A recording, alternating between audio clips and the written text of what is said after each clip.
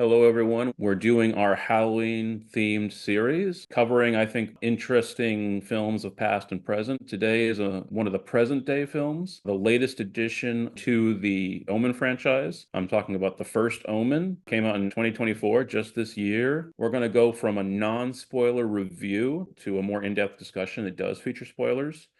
Again, we will try to cue you to when that occurs if you're someone who hasn't seen the film, who would like to see it and doesn't like spoilers. But just to give you a basic plot outline, the film begins in the early 70s. The featured protagonist is a novitiate, Sister Margaret, who is preparing to take her vows. And she is beset by occult forces around her. And the nature of these forces are mysterious and increasingly intense. The basic tension and suspense of the film circulate around what exactly is going on with Sister Margaret, what's the nature of the visions she's experiencing, and then, of course, informing that is this idea of a conspiracy. It's not a spoiler to say that one of the things that this film deals with is a satanic conspiracy to birth the Antichrist. That's a basic trope of a lot of other kinds of films in this subgenre. So this film definitely takes that and runs with it. One of the most striking things about this film is just how uh, expertly directed it is. I think the aesthetics of the film are striking, invoking the florid exploitation aesthetic that films like this emerge out of. So this is a film made in the shadow of the original film, but also in the shadow of Italian giallo cinema. It's made in the shadow of the films of Dario Argento and Mario Bava. Yeah, the director was Arkasha Stevenson. And honestly, like yourself, I found this movie very refreshing, particularly the heroine, Margaret. I like how they set up her character as this character from the New World, America, going back to the Mm. old world, this gothic old world of Rome. When she gets there, there are all these, as you learn, protests going on, a lot of them protests against the institution of the church itself. Just a very thought-provoking kind of reflection on the nature of morality, power, and faith, and setting things up well for the franchise too. So yeah, very impressed with the movie. Yeah. Yeah, really. And I think going to this idea of organized religion and the idea of institutional corruption that you just mentioned there, I think one of the things that really works about the film is that it's just not just a nostalgic piece. In fact, I would, what's striking about the film is that it would be really easy for it to just be a nostalgic trip. It's just going to be a system of references, kind of nice references and Easter eggs to the original film, and just kind of do a rehash, a muddled rehash of the original story. Um, Yeah. but it doesn't do that. It really revamps everything. It does feel like something that is part of the continuity of the larger arc. Mm. But at the same time, it's thoroughly topical. It feels very contemporary. The Italy that it shows of the early 70s doesn't feel like a bland period piece. It feels alive and bustling. One of the other reasons that the film really works is that it has just an absolutely terrific cast.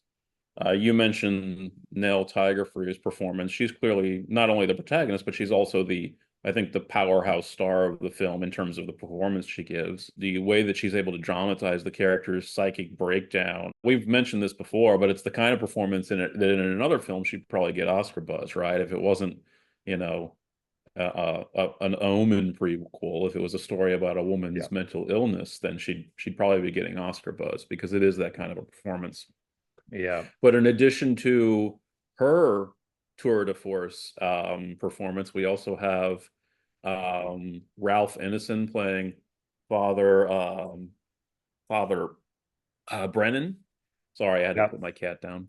Father Brennan, Yeah. and Who shows up in the first movie? Yeah. he shows up in the first movie. And not only that, though, but that actor is known for his role in The Witch, Robert Eggers' Witch. Oh, And okay. Yeah, I totally forget him. yeah, Okay. and so what he brings is just this, he kind of reminds me of Christopher Lee in the sense that he brings this one of a kind baritone bass vocal range. Actually, it's a bass voice. It's like this Oh, wonderfully yeah. deep, atmospheric voice. Like everything he says sounds like a prophecy. Yeah. So I mean, I'm not comparing him to Christopher Lee in terms of his status, his how iconic he is. Yeah. but I think his bass voice brings something similar to the table.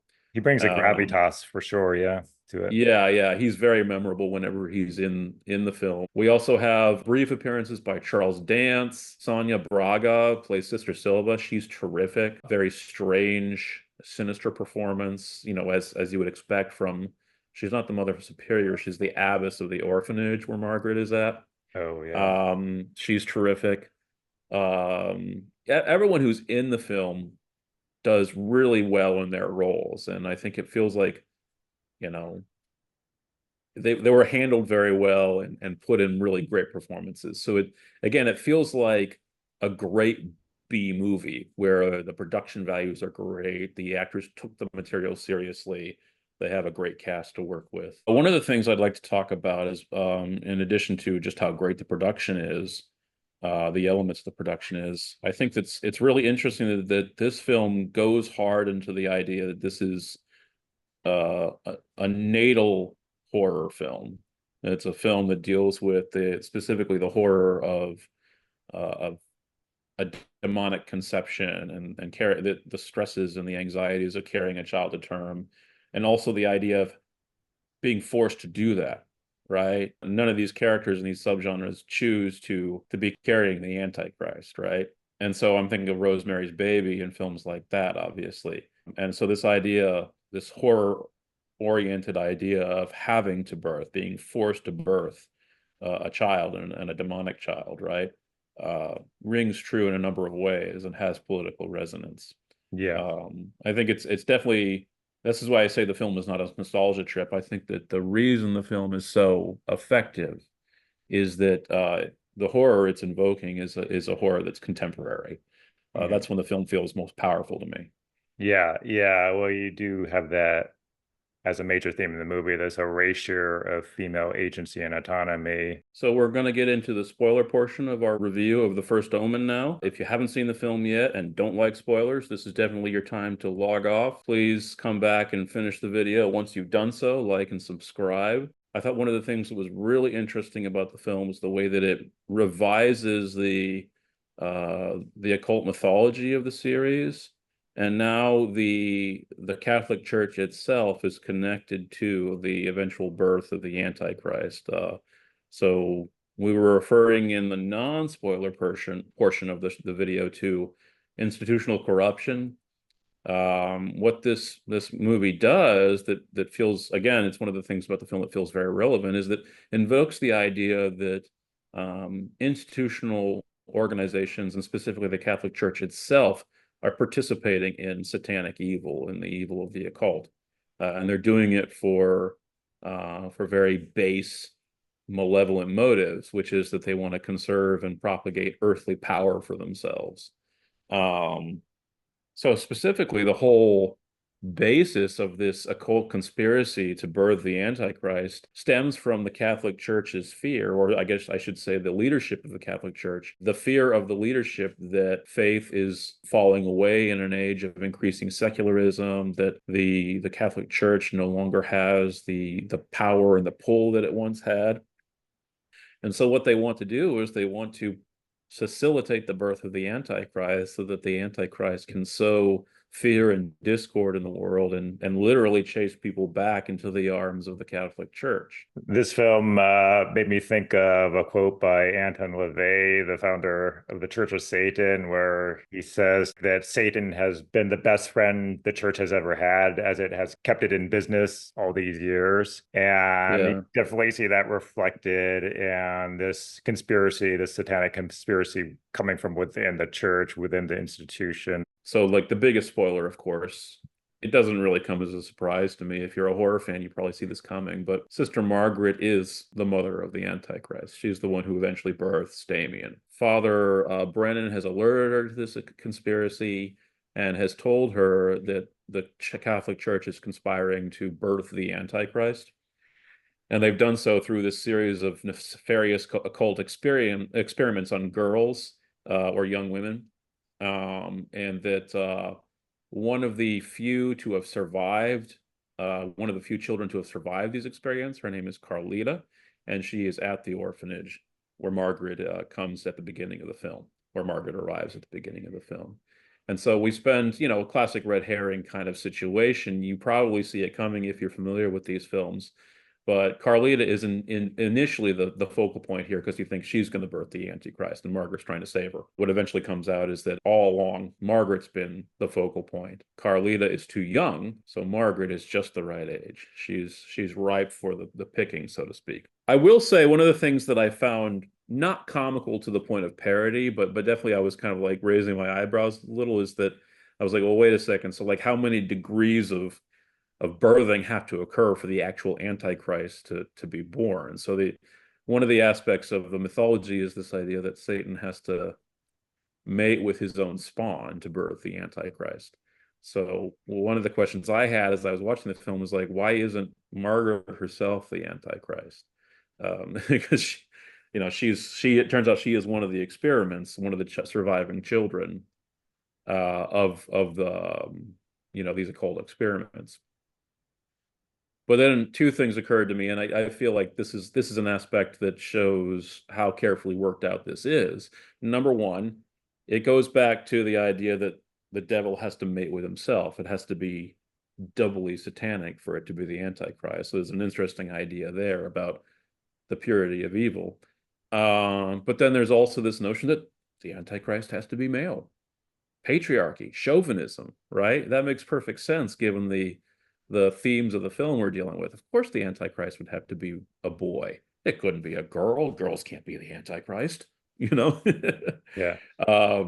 So yeah, no, it's interesting how chauvinism works to actually provide room for maneuver for the character. So since she's not promised as the Antichrist herself, Margaret and Carlita both get away at the end. Bill Nye's character, he plays one of the head cardinals and Cardinal Lawrence. a friend of Margaret from since childhood. He really conveyed that hypocrisy and that stark contrast between the church's outward piety in contrast to the like sinister demonic forces lurking within it. And I thought he just brilliantly conveyed that in terms of his character and also the rest of the cast too, the rest of the clergy and the nun. They all have this like glazy-eyed, fanatical fervor that really, shows how their willingness to like orchestrate and embrace demonic forces to achieve their goals.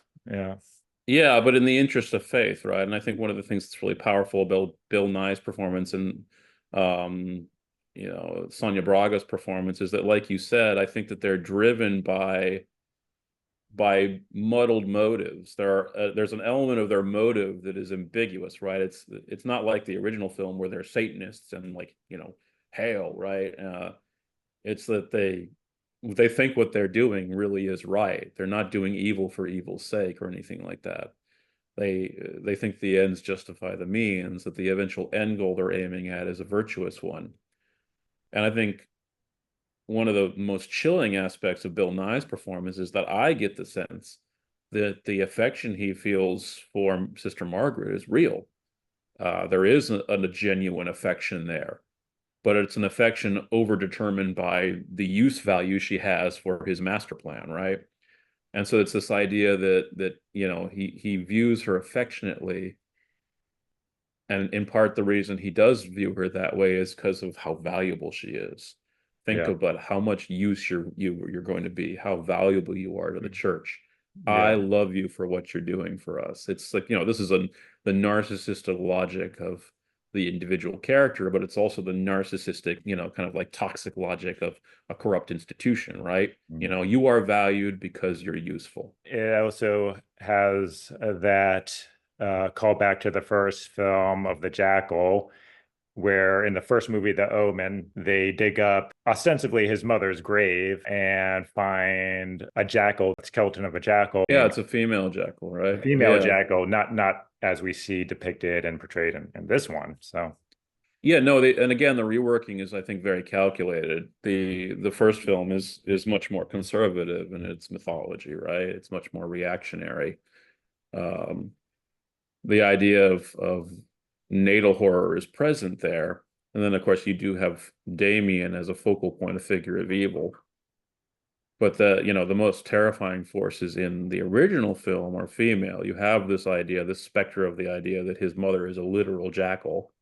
But then you also have that absolutely terrifying nanny portrayed by Billy Whitelaw, who's the single scariest thing about that film, I think. Pivoting back to the Jackal too, and the tie-in with the first film, they rework that theme of the Jackal in a very effectively terrifying way here. Definitely, the Jackal is a very phallic presence, like demonically phallic presence. In fact, you get like a shot of this thing's dick, which is pretty horrifying. It's a quick shot, and by the way, this film just barely skirted an NC-17 rating. It had Mm, to like there's a like and the body horror elements, particularly female body horror, as you were saying, it really focuses mhm. on the horror perpetrated on women's bodies. Going back to, I think, your original question about the way it reworks the mythology, one thing I will say that I prefer about the original film is that the devil as such never appears.